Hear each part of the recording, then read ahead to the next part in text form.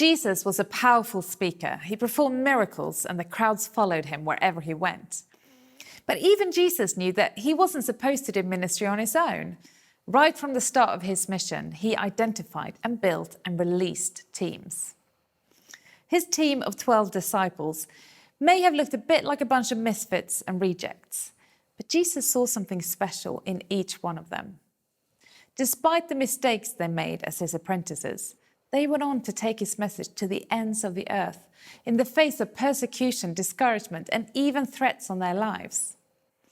Something about the way he chose, trained, and released those disciples worked. We can learn all sorts of lessons from Jesus about how to build our worship teams. It's worth noticing that Jesus didn't just teach and train his disciples, he lived every day with them.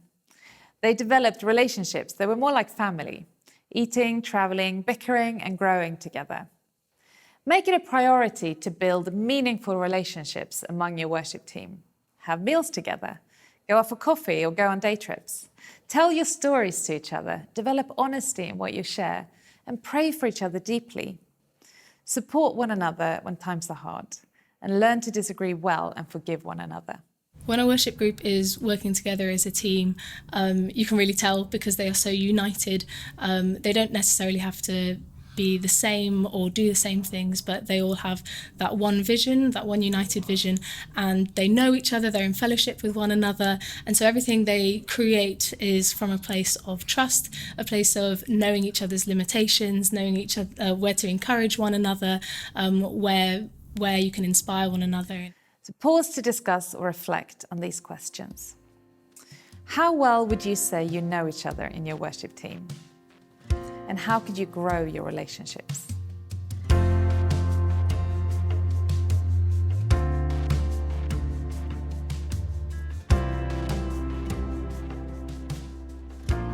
Some of you watching this will be team leaders, while others are team members. Whatever your role, be encouraged that you are a vital part of the worship ministry in your church. Whenever you step up to be involved in worship, you are influencing people.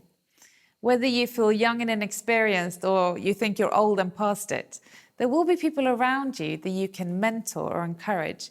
People who'd like to go somewhere where you've already been. So whatever your role, these principles from the team building of Jesus will apply to you. Firstly, what are we looking for when we're identifying worship team members? Is it all about musical ability or spiritual maturity?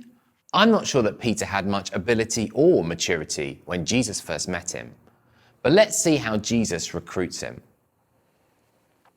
When Jesus had finished speaking, he said to Simon, "Put out into deep water and let down the nets for a catch." Simon answered, "Master, we've worked hard all night and haven't caught anything. But because you say so, I will let down the nets." When they'd done so, they caught such a large number of fish that their nets began to break. When Simon Peter saw this, he fell at Jesus' knees and said, "Go away from me, Lord. I am a sinful man." Then Jesus said to Simon, "Don't be afraid. From now on, you will fish for people." So they pulled their boats up on shore, left everything, and followed him. Simon Peter could consider himself the expert in fishing, and yet he lays aside his pride and obeys Jesus. He demonstrates a character of teachability and humility. He also has a reverence for God and awareness of his own sinfulness. And yet, when Jesus calls him to a life of service, Peter drops everything to follow him. For our worship teams, we're looking for character first. We've had some great musicians to play with, but some of them were more about the music or the limelight than the ministry. We've also known some quite average to poor musicians, but they've had the right heart. They were teachable and wanted to serve, and they put God first. Those are the kinds of people that you want to invest in. It may be that you have a number of people in your worship team and you encourage a wide range of musicians to join in.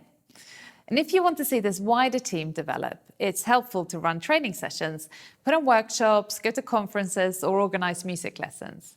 These things can be really fruitful. But when it comes to your own time, be careful about the people you really invest in. We know, don't we, that huge crowds follow Jesus, but he didn't invest in all of them.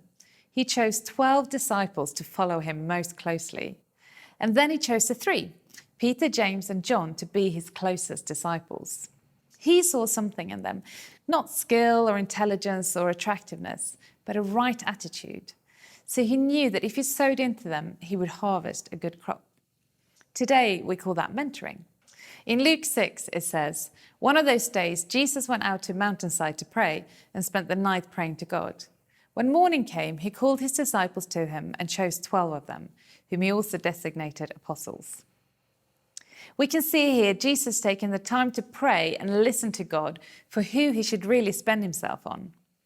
None of us have endless time, but could you pray and ask God to show you maybe just 1, 2, or 3 people that you could invest in? Investing will involve encouragement, training, and honest conversation. If we never give feedback to each other, we will never grow. The most helpful way to feedback to people is to be as specific as you can. I find that if someone says to me, "Great music today," after a service, I might be generally encouraged.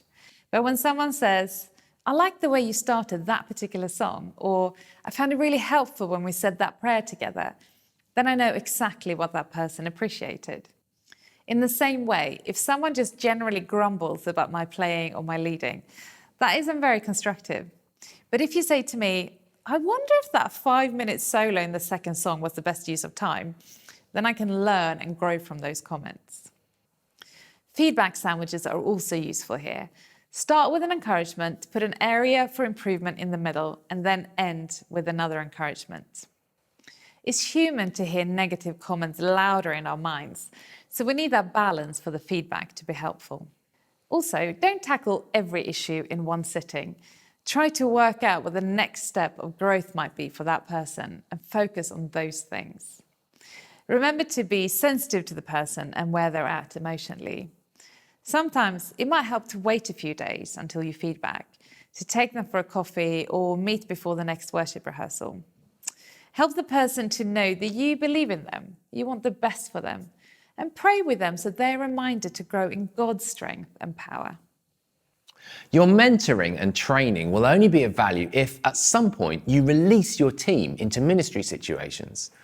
Luke 9 and 10 show Jesus sending his disciples off without him, first the 12 and then the 72. He calls them to continue his mission in his way. He equips and empowers, and then he releases them. If we never release others, we'll severely limit our ministry and burn ourselves out. In the short term, it may feel easier to do it all ourselves, but in the long term, that approach is not sustainable. Think about how you can create spaces for other people to step into ministry opportunities. Look for safe situations for people to grow their gifts. For example, give an inexperienced worship leader the opportunity to lead in a home group or a prayer meeting, or let them lead 2 songs while you take the rest of the service. Find spaces for new musicians to try out playing in rehearsals or smaller services. Allow people to make mistakes. Jesus certainly created space for his disciples to try and fail. Sometimes they fail spectacularly, but he remains gracious towards them. Peter is a great example of this. He often misunderstands Jesus or blunders enthusiastically into a situation without thinking. Each time, Jesus is firm but gracious with him, even to the point where Peter denies Jesus 3 times. At the Last Supper, Jesus predicts this terrible mistake, but tells Peter that he's praying for him. Ultimately, Jesus restores Peter and uses him powerfully to grow the early church. When I'm training and mentoring new worship team members, I try to remember that there was a time when I was new to all this. I have to keep in mind that my church was gracious with me as I learned through making mistakes. And I still get things wrong today. I want to grow the heart of Jesus towards the people in my team, to pray for them, forgive them, encourage them, and release them. So pause to discuss or reflect on these questions. Are there ways in which your church identifies, trains, and releases worship team members? And how could you grow in this area?